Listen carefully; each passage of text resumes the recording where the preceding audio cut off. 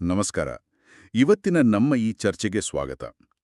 ನಾವು ಮಾತಾಡೋಕೆ ಎತ್ಕೊಂಡಿರೋ ವಿಷಯ ವಿಷ್ಣು ಸಹಸ್ರನಾಮದಲ್ಲಿ ಬರುವ ಒಂದು ಸಣ್ಣ ಪದ. ಆದರೆ ಅದರ ಹಿಂದಿರೋದು ಇಡೀ ಬ್ರಹ್ಮಾಂಡದಷ್ಟು ದೊಡ್ಡ ತತ್ವ. ಆ ಪದ ಪರಮಾತ್ಮ. ಇದು ಸಹಸ್ರನಾಮದ 11ನೇ ನಾಮ. ಈ ಚರ್ಚೆಗೆ ನಮ್ಮ ಆಧಾರ ಹೈದರಾಬಾದ್ನ ಶ್ರೀ ಗಾಯತ್ರಿ ಜ್ಯೋತಿಷ ವಿದ್ಯಾಪೀಠ ಒದಗಿಸಿರುವ ಒಂದು ಅದ್ಭುತವಾದ ಆಕರ ಗ್ರಂಥ. ನಮ್ಮ ಇವತ್ತಿನ ಉದ್ದೇಶ ಏನು ಅಂದ್ರೆ, ಪರಮಾತ್ಮ ಅಂದ್ರೆ ಬರೀ ದೇವರು ಅಂತನ, ಅಥವಾ ನಾವು ದೇವರ ಬಗ್ಗೆ ಅಂದುಕೊಂಡಿರೋ ಎಲ್ಲಾ ಕಲ್ಪನೆಗಳನ್ನು ಮೀರಿ ನಿಲ್ಲುವ ಯಾವುದೋ ಒಂದು ದೊಡ್ಡ ಸತ್ಯನ? ಬನ್ನಿ ಇದರ ಬಗ್ಗೆ ಸ್ವಲ್ಪ ಆಳವಾಗಿ ಇಳಿದು ನೋಡೋಣ. ಇದು ಬಹಳ ಒಳ್ಳೆ ಆರಂಭ. ಯಾಕಂದ್ರೆ ಪರಮಾತ್ಮ ಅನ್ನೋದು ಕೇವಲ ಒಂದು ಹೆಸರಷ್ಟೇ ಅಲ್ಲ, ಅದೊಂದು ಸಂಪೂರ್ಣ ಫಿಲಾಸಫಿ. ಆ ಪದವನ್ನೇ ಒಡೆದು ನೋಡಿದ್ರೆ ನಮ್ಗೆ ಒಂದು ಸುಳುವು ಸಿಗತ್ತೆ.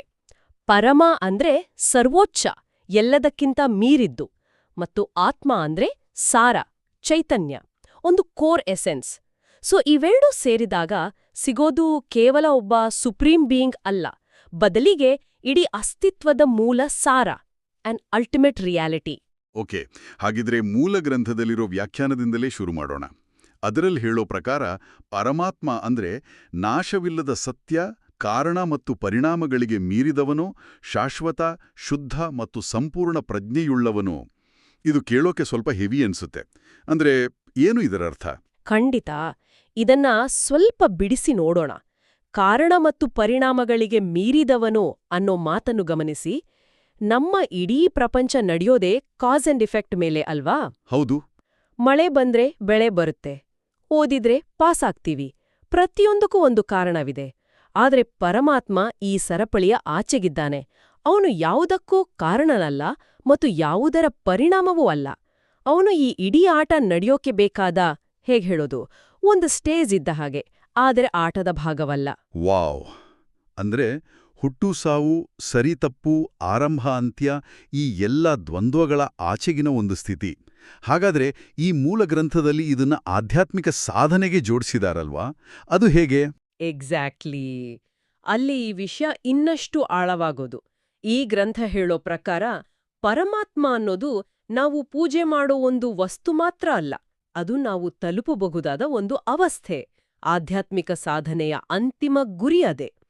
ಆ ಹಂತ ತಲುಪಿದಾಗ ಏನಾಗುತ್ತೆ ಅಂದ್ರೆ, ನಮ್ಮ ನಾನು ನನ್ನದು ಅನ್ನೋ ಸೀಮಿತ ಗುರುತು ಅದು ಕರ್ಗೆ ಹೋಗುತ್ತೆ. ಹೌದು, ಪೂರ್ತಿಯಾಗಿ ಕರ್ಗೆ ಹೋಗುತ್ತೆ.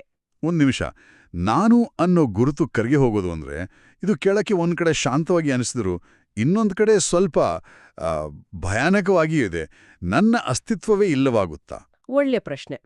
ಇಲ್ಲವಾಗೋದು ಅನ್ನೋದಕ್ಕಿಂತ ವಿಸ್ತಾರವಾಗೋದು ಅನ್ನೋದು ಬಹುಶಃ ಸರಿಪದ. ಯೋಚನೆ ಮಾಡಿ, ಒಂದು ಹನಿ ನೀರು ಸಮುದ್ರಕ್ಕೆ ಸೇರಿದಾಗ ಆ ಹನಿ ಇಲ್ಲವಾಗುತ್ತಾ ಅಥವಾ ಇಡೀ ಸಮುದ್ರವೇ ಆಗುತ್ತಾ? ಅದು ಸಮುದ್ರವೇ ಆಗುತ್ತೆ. ಹಾಗೇನೆ ವ್ಯಕ್ತಿಯ ಪ್ರಜ್ಞೆ ಬ್ರಹ್ಮಾಂಡದ ಪ್ರಜ್ಞೆ ಜೊತೆ ಒಂದಾದಾಗ ಅವನು ತನ್ನ ಸಣ್ಣ ನಾನು ಅನ್ನೋ ಚೌಕಟ್ಟಿನಿಂದ ಹೊರಬಂದು ಇಡೀ ಬ್ರಹ್ಮಾಂಡವೇ ನಾನು ಅನ್ನೋ ಅನುಭವಕ್ಕೆ ಜಾರ್ತಾನೆ. ಆಗ ವ್ಯಕ್ತಿ ಮತ್ತು ಪರಮಾತ್ಮನ ನಡುವೆ ಯಾವುದೇ ಗೆರೆ ಇರೋದಿಲ್ಲ. ಓಕೆ ಓಕೆ, ಇದು ಕ್ಲಿಯರ್ ಆಯ್ತು. ಇಲ್ಲಿಂದ ವಿಷಯ ಇನ್ನಷ್ಟು ಇಂಟ್ರೆಸ್ಟಿಂಗ್ ಆಗುತ್ತೆ. ಯಾಕಂದ್ರೆ ದೇವ್ರು ಒಬ್ಬನೇ ಆದರೂ ಅವನು ಅನಂತ ರೂಪಗಳಲ್ಲಿ ಕಾಣಿಸ್ಕೊಳ್ತಾನೆ ಅಂತ ನಮ್ಮ ಮೂಲ ಗ್ರಂಥ ಹೇಳುತ್ತೆ. ಆದ್ರೆ ಇದನ್ನ ನೋಡಿ ನೂರಾರು ದೇವರುಗಳಿದ್ದಾರೆ ಅಂತ ತಪ್ಪು ತಿಳ್ಕೊಳ್ಬೇಡಿ ಅಂತಾನು ಎಚ್ಚರಿಸುತ್ತೆ. ಇದು ನೇರವಾಗಿ ಒಂದು ವಿರೋಧಾಭಾಸದಂತೆ ಕೇಳಿಸ್ತೆ. ಇದನ್ನ ಹೇಗೆ ಅರ್ಥ ಮಾಡ್ಕೊಳ್ಳೋದು? ಹೌದು, ಇದು ಯಾವಾಗಲೂ ಜನರನ್ನ ಗೊಂದಲಕ್ಕೆ ತಳ್ಳುವ ವಿಷಯ. ಇದಕ್ಕಾಗಿಯೇ ನಮ್ಮ ಮೂಲ ಗ್ರಂಥದಲ್ಲಿ ಒಂದು ಅದ್ಭುತವಾದ ರೂಪಕ, ಅನಾಲಜಿ ಬಳಸಿದ್ದಾರೆ. ಅದೇ ಆಕಾಶ ಮತ್ತು ಸೃಷ್ಟಿಯ ಹೋಲಿಕೆ. ಇದು ಸಗುಣ ಮತ್ತು ನಿರ್ಗುಣ ತತ್ವವನ್ನ ಅರ್ಥ ಮಾಡ್ಕೊಳ್ಳಕ್ಕೆ ಇರುವ ಬೆಸ್ಟ್ ಉದಾಹರಣೆ. ಆಕಾಶ ಮತ್ತು ಸೃಷ್ಟಿ. ಓಕೆ, ಹೇಳಿ. ನೋಡಿ, ಈ ಆಕಾಶವನ್ನ ಪರಮಾತ್ಮ ಅಂತ ಅಂದ್ಕೊಳ್ಳೋಣ. ಈ ಸೃಷ್ಟಿಯಲ್ಲಿ ಏನೆಲ್ಲ ನಡೆಯುತ್ತೆ? ಮೋಡಗಳು ಬರ್ತವೆ, ಹೋಗ್ತವೆ, ಬಿರುಗಾಳಿ ಬೀಸುತ್ತೆ, ಮಳೆ ಸುರಿಯುತ್ತೆ, ವಿಮಾನಗಳು ಹಾರಾಡ್ತವೆ. ಈ ಎಲ್ಲಾ ಚಟುವಟಿಕೆಗಳಿಗೂ ಆಕಾಶ ಜಾಗ ಕೊಡುತ್ತೆ. ಆಕಾಶ ಇಲ್ದೆ ಇವು ಯಾವುದೂ ಸಾಧ್ಯವಿಲ್ಲ. ಅಂದ್ರೆ ಸೃಷ್ಟಿಗೆ ಆಕಾಶವೇ ಆಧಾರ.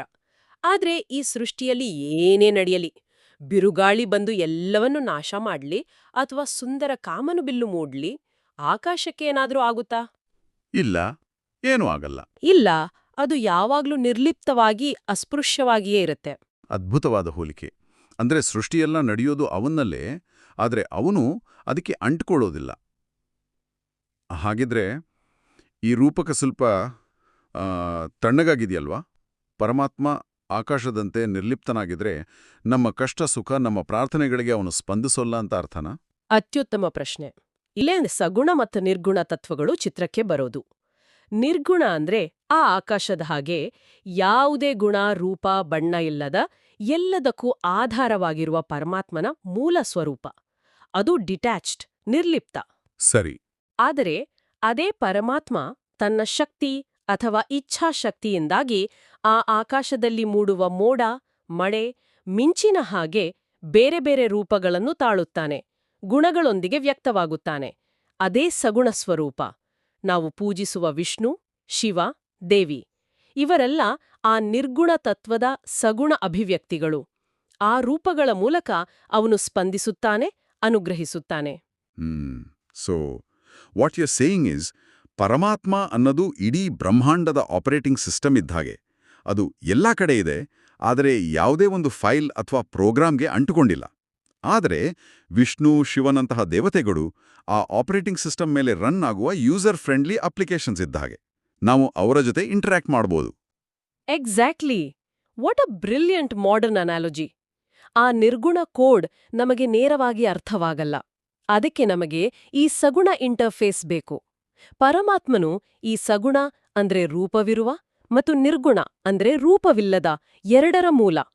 ದ ರೂಟ್ ಮ್ಯಾಟ್ರಿಕ್ಸ್ ಆಗಿರೋದ್ರಿಂದಲೇ ಅವನನ್ನ ಪರಮ ಅಂತ ಕರೆಯೋದು. ಅಚ್ಚಾ.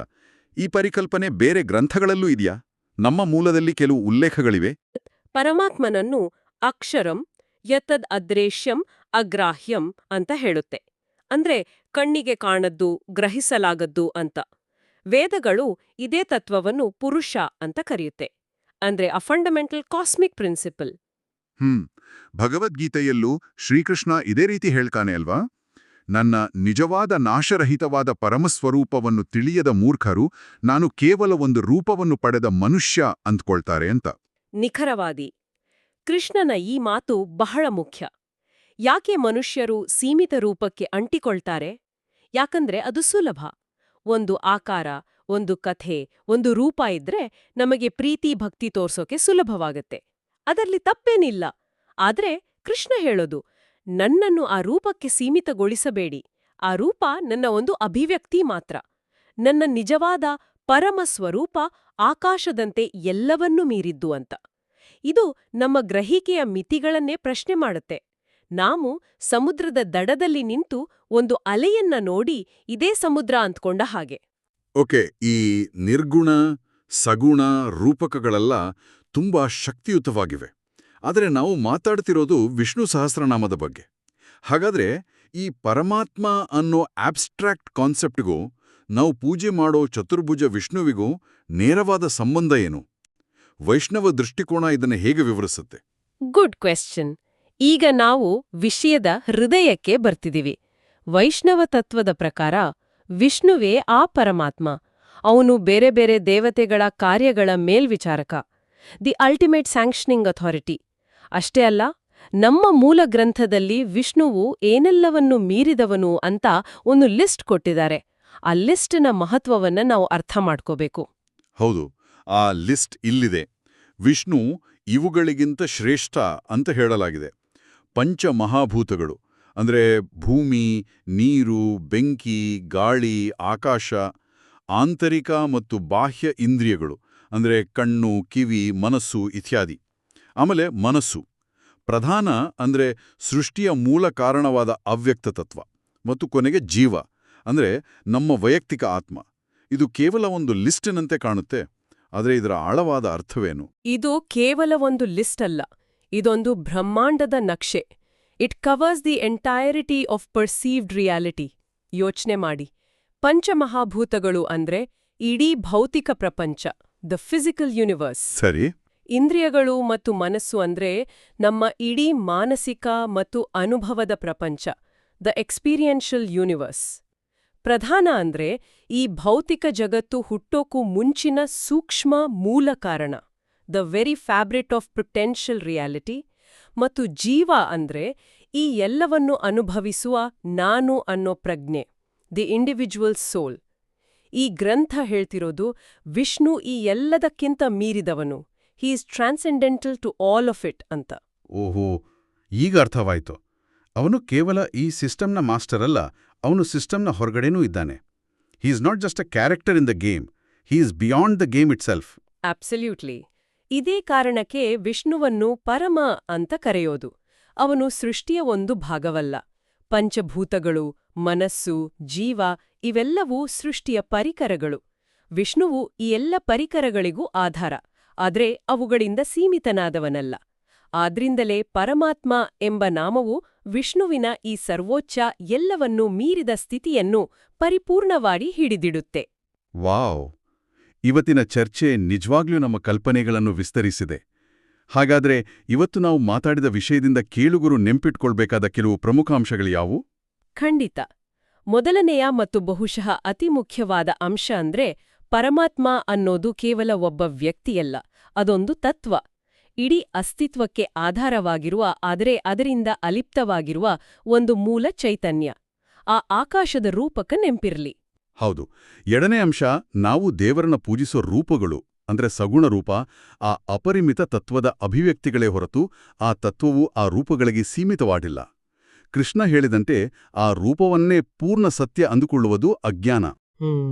ಮತ್ತು ಮೂರನೆಯದಾಗಿ ವೈಷ್ಣವ ದೃಷ್ಟಿಕೋನದ ಪ್ರಕಾರ ವಿಷ್ಣುವು ಕೇವಲ ಸೃಷ್ಟಿಕರ್ತನಲ್ಲ, ಅವನು ಸೃಷ್ಟಿಯ ಪ್ರತಿಯೊಂದು ಅಂಶವನ್ನು ಭೂತಗಳಿಂದ ಹಿಡಿದು ನಮ್ಮ ಆತ್ಮದವರೆಗೂ ಮೀರಿ ನಿಂತಿರುವ ಪರಮಸತ್ಯ. ಅದಕ್ಕಾಗಿಯೇ ಅವನು ಪರಮಾತ್ಮ. ಅದ್ಭುತವಾಗಿ ಸಂಕ್ಷಿಪ್ತಗೊಳಿಸಿದಿರಿ. ಈ ಚರ್ಚೆಯನ್ನು ಮುಗಿಸೋ ಮೊದಲು ಕೇಳುಗರಿಗೆ ಒಂದು ಆಲೋಚನೆ ಬಿಟ್ಟು ಹೋಗ್ತೀನಿ. ನಾವು ಚರ್ಚೆಯ ಆರಂಭದಲ್ಲಿ ಹೇಳಿದಂತೆ ಆಧ್ಯಾತ್ಮಿಕ ಸಾಧನೆಯ ಅಂತಿಮ ಹಂತದಲ್ಲಿ ನಾನು ಎಂಬ ಸೀಮಿತ ಗುರುತು ಕರಗಿಹೋಗಿ ಬ್ರಹ್ಮಾಂಡದ ಪ್ರಜ್ಞೆಯೊಂದಿಗೆ ಒಂದಾಗತ್ತೆ.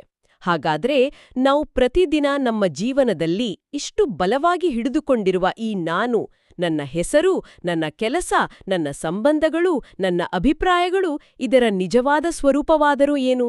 ಇದು ನಿಜವಾಗಿಯೂ ಶಾಶ್ವತವೇ ಅಥವಾ ಆಕಾಶದಲ್ಲಿ ಬಂದು ಹೋಗುವ ಮೋಡದ ಹಾಗೆ ಕೇವಲ ಒಂದು ತಾತ್ಕಾಲಿಕ ರಚನೆಯೇ? ಇದರ ಬಗ್ಗೆ ಯೋಚನೆ ಮಾಡಿ.